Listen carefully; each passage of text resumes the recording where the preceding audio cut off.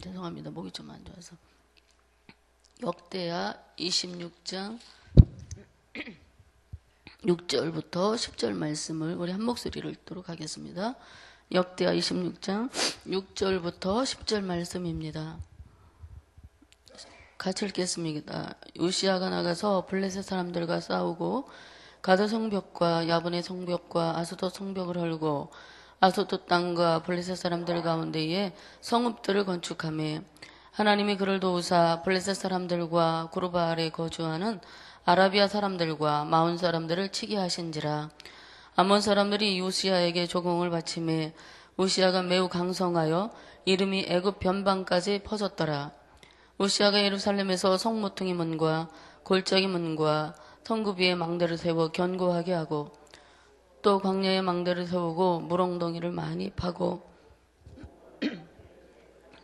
많이 길렀으며 또 여러 산과 좋은 밭에 농부와 포도원을 다스린 자들을 두었으니 농사를 좋아함이었더라. 이제 우시아가 하나님의 축복 속에 크게 번영하는 그런 모습들이 성경에 좀 나오기 시작합니다. 아주 소신 있게 정치를 펼쳐나가는 그 우시아의 모습을 보게 되는데요. 엘롯을 그가 건축하여 무역의 교두보를 마련하고 경제적 활로를 열었고 이제는 영토 확장을 위해 이웃을 정복해 나가는 그런 것을 펼쳐나가죠. 먼저 블레셋과 정쟁을 하게 됩니다. 블레셋을 먼저 치운 이유가 있는데요. 역대하 21장 16절 말씀에 기록된 것을 보면 여호람 왕 때에 유다를 블레셋이 침범해서 그들이 예루살렘을 약탈했기 때문에 이 전쟁에서 이제 그 먼저 블레셋을 치게 된 그 이유가 된 것 같습니다. 그래서 이 전쟁에서 블레셋의 중요한 성읍인 가드와 야브네와 아스돗성을 이제 차례로 정복한 다음에 아스돗성을 새롭게 이제 건축하는 그런 우시아의 모습을 보게 됩니다. 이제 그는 유다에 또 거기서 그치지 않고 서쪽 블레셋과의 승리를 기세로 유다 동쪽 경계선이 구알바알에 거주하던 아라비아 사람과 마온 사람들의 지역까지 그가 정복을 하게 됩니다. 이렇게 우시아가 통일왕국 시대 이후에 최대의 영토 확장으로 남유다를 최대의 판도로 형성하게 됐다는 것을 또 보게 됩니다. 우시아의 명성이 널리 알려지면서 그들이 치지하는 그 지역에 있는 암몬 사람들까지 우시아를 찾아와 조공을 바치는 그런 일들이 일어났습니다. 왜 조공을 바쳤을까? 아마도 자기들도 전쟁에서 패배한 그런 나라들처럼 공격을 받기 전에 미리 후환을 두려워해서 우시아에게 평화정책을 쓰고자 그들이 조공을 미리 갖다 바쳤던 것입니다. 이제는 우시아의 명성이 자자하게 주변 나라에 퍼지면서 누구도 무시하지 못하는 그런 강력한 힘을 갖게 되었습니다. 그래서 남쪽에 있는 애굽의 변방까지 그의 이름이 널리 알려졌다고 하니까 사실은 사방 나라들을 두렵게 하는 그런 강력한 힘을 갖게 된 것이죠. 국방을 튼튼하게 해야 나라가 무엇을 해도 안정과 평화를 누릴 것이기 때문에 우시아는 늘 위협적이던 나라들을 먼저 쳐서 적들을 복종시켰던 것입니다. 우시아가 이웃 나라들을 정복하고 난 후에 무너진 에브라임 문에서부터 성모퉁이 문에 이르는 그런 성벽을 재건하고 예루살렘을 더 강화하면서 나라의 국방을 든든하게 세워갔습니다. 성모퉁이와 골짜기와 성읍이마다 망대를 세우고 또 더 나아가서 나라의 경제를 살리려고 광야를 개간합니다. 거친 땅에 망대들을 세워서 유목민들의 약탈과 들짐승들의 침입을 경계하는 그런 기능들을 만들어 갔습니다. 건조한 지역에서 육축을 기르기 위해서는 또 물이 필수적이죠. 물이 없으면 농사나 가축을 기를 수가 없습니다. 그래서 그곳에 물을 급수하는 것으로 이용하려고 그 물웅덩이를 많이 팠다라고 성경 기록하고 있는데요. 가축과 농사에 아마도 용이하도록 그렇게 모든 것들을 치밀하게 계획하고 진행하는 그의 모습을 보게 됩니다. 산과 좋은 밭에는 농부도 두고 포도원을 관리하는 사람들을 두었다 이렇게 합니다. 그런데 그런 것들을 세밀하게 또 이렇게 진행하게 된 것은 왕이 농사를 좋아하는 그런 사람이라고 합니다. 어떤 사람들은 굳이 농사 짓고 살지 않아도 되는데 농사를 짓고자 하는 그런 마음이 많이 있어요. 저희 아버지도 농사 짓는 걸 굉장히 좋아하셨어요. 그래서 원래는 이제 그 사업 빵공장을 하는 그런 사업을 하시다가 또 농사 짓는 것이 마음에 소원이 있어가지고 그 가수원을 또 사셔서 근데 가수원 하면서 맨날 손해만 보신 거예요. 그러니까 손해만 보셨는데도 불구하고 매번 팔았다가 또 사시고 팔았다가 또 사시고 그렇게 농사를 그렇게 좋아하시더라고요.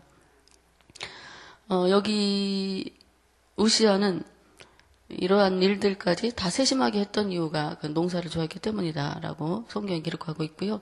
참 그분은 지혜로운 그런 사람이었던 것 같습니다. 나라 영토 확장에만 치우치지 않고 두루두루 나라를 고루 살피고자 하는 그런 마음을 갖고 있었습니다. 또한 우시아가 자신이 왕의 신부님에도 농사를 좋아했다라는 것을 보면서 전쟁을 할 때는 어떤 밀어붙이는 담대한 장수 같은 그런 모습이 있는가 하면 또한 농사를 좋아했다라는 것을 보면 또 한편으로는 소박하고 또 서정적인 그런 면모를 가지고 있는 그런 성품의 사람이었구나라는 것을 엿볼 수가 있었습니다.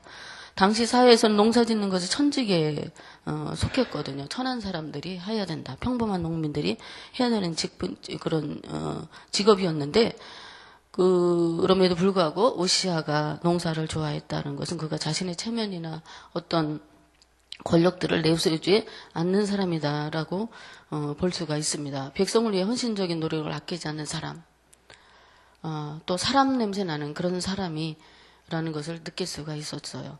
그래서 살다 보면 우리가 우리의 어떤 자기의 신분의 높고 낮음을 개의치 않는 사람이 참 편하고 좋습니다. 내가 누굽네 하고 어깨를 세우는 그런 사람보다 자기의 신분이 높음에도 불구하고 낮고 또 어렵고 힘든 사람들과 손잡고 함께 일하는 그런 사람, 그런 사람이 참 좋지 않습니까? 우리나라 대통령들이 지방시찰을 나와서 시장을 다니잖아요. 그리고 시민들의 어떤 손도 잡아주고 자판에 앉아서 칼국수도 먹고 그들이 하는 얘기를 들으면서 민심을 파악하기도 하는 것은 참 보기에 좋은 일이죠.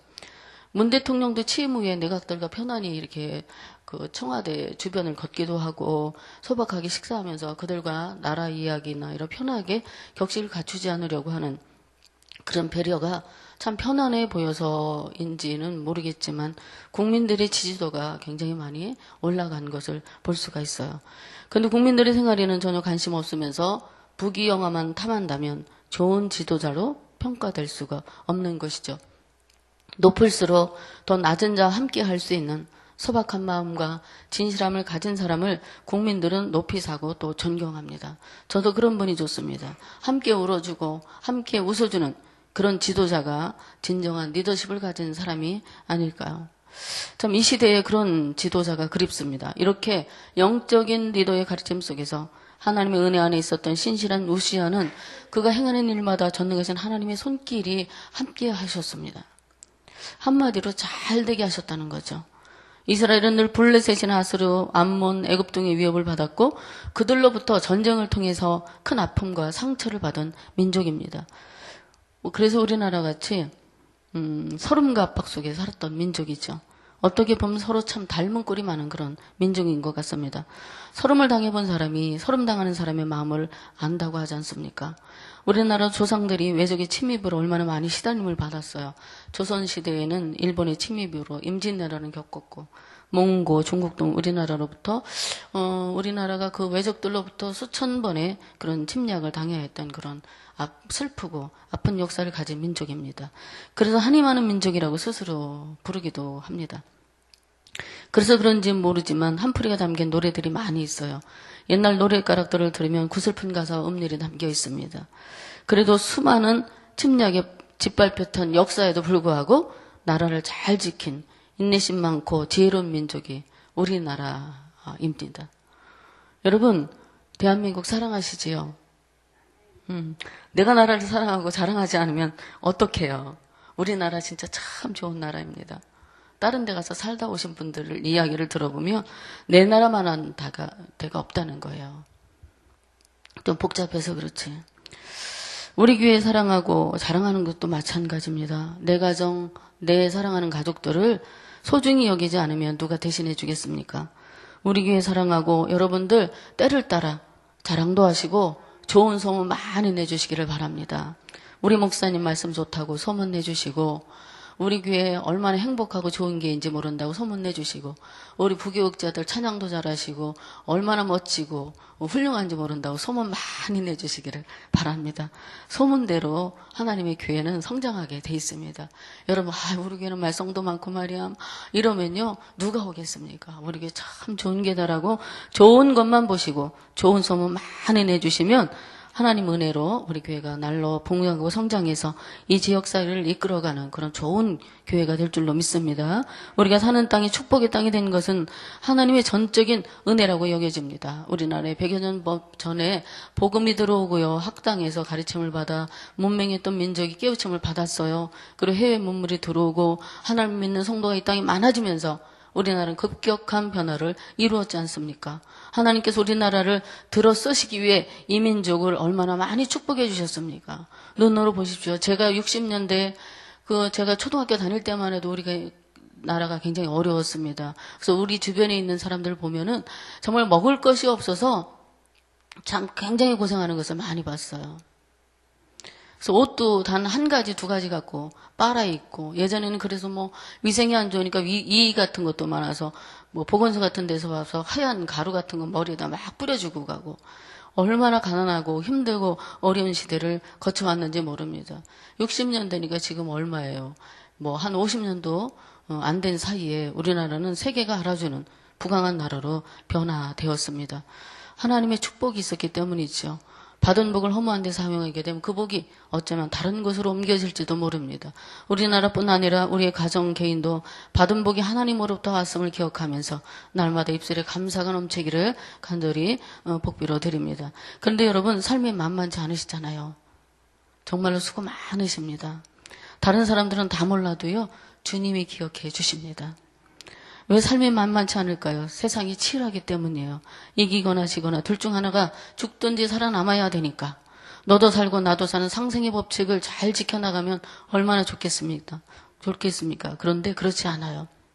세상이 너무 각박하니까 그런 법칙을 내세워 사람 살만한 세상이 되었으면 좋겠다. 그런 취지들이 무색할 만큼 우리네 삶이 어찌 보면 참 치열합니다.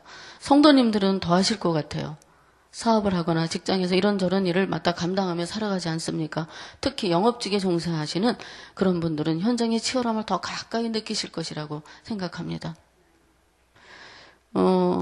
사업하는 분들도 한 발 빠르지 않으면 경쟁 상대에게 뒤처지는 일이 허다하기 때문에 무엇이든 앞서야 한다는 부담감이 참 클 것 같습니다. 변화가 너무도 빠른 시대를 살기 때문에 앞서서 변화의 흐름을 인식하지 못하면 살아남기 어려워지기도 합니다. 이런 큰 부담을 가지고 가장들의 어깨가 얼마나 무거울지 짐작이 가요. 아버지들 힘내시기 바랍니다. 아버지들 힘내세요. 그리고 가장분들 응원해 드립니다. 세상 결코 만만치 않지만 우리 아버지가 누구세요? 하나님이시잖아요. 전지전능하신 하나님을 의지하고 힘들 때마다 하늘을 우러러 하나님 바라보세요. 하나님, 나 너무 힘듭니다. 오늘도 힘 주시고 능력 주셔서 사업도 잘 이끌어가게 하시고 일도 잘 감당할 수 있게 도와주세요. 하나님 앞에 수시로 무시로 성령 안에서 기도하면 하나님의 성령이 도우실 힘을 주실 줄로 믿습니다. 오늘 우시아 왕이 하나님을 찾는 동안 그에게 형통의 복을 주셔서 그가 지는 나라마다 굴복하게 하시고 이기게 하신 것처럼 워낙에는 성도님들이 부지런히 하나님 찾고 그분과 가까이 동행하시면 좋은 일들이 있을 거예요. 하나님 마음에만 들면 무엇이 문제겠습니까? 지금은 눈에 보이는 것 없어서 막막할지라도 참고 기다리고 또 기다리고 주님을 의지하면 엘리야에게 손바닥만한 구름 조각을 보여주신 것이 큰 비가 되어 내린 것처럼 우리도 그런 희망의 날이 올 것입니다. 인내의 시간은 소망의 시간입니다. 주어진 삶에 충실하면서 하나님이 하실 것을 기대하면 하나님이 우리의 삶에도 꿈과 목표를 정복하게 하시는 큰 은혜를 내려주실 줄로 믿습니다. 우시아의 지혜로움과 형통함은 바른 가르침 속에 하나님을 경외하는 신앙 안에 있었기 때문입니다.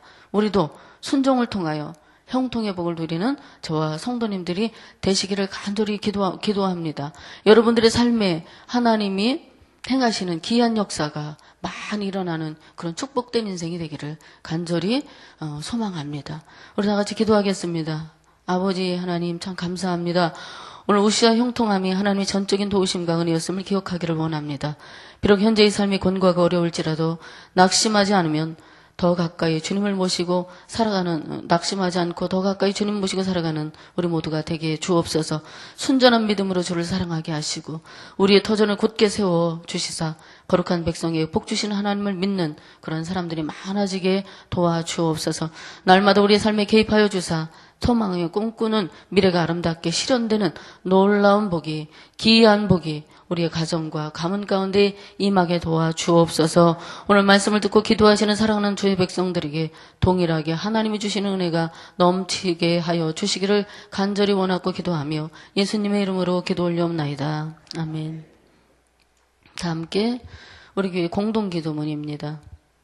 말씀삼운동 온세계 선교입니다. 성경의 중심 가르침 말씀삼운동 온세계 선교의 비전은 주님이 말씀삼 공동체 성락 성결교에 주신 명령임을 믿습니다. 이 소명을 사명으로 받아 순명화에 이르도록 우리를 이끌어 주옵소서.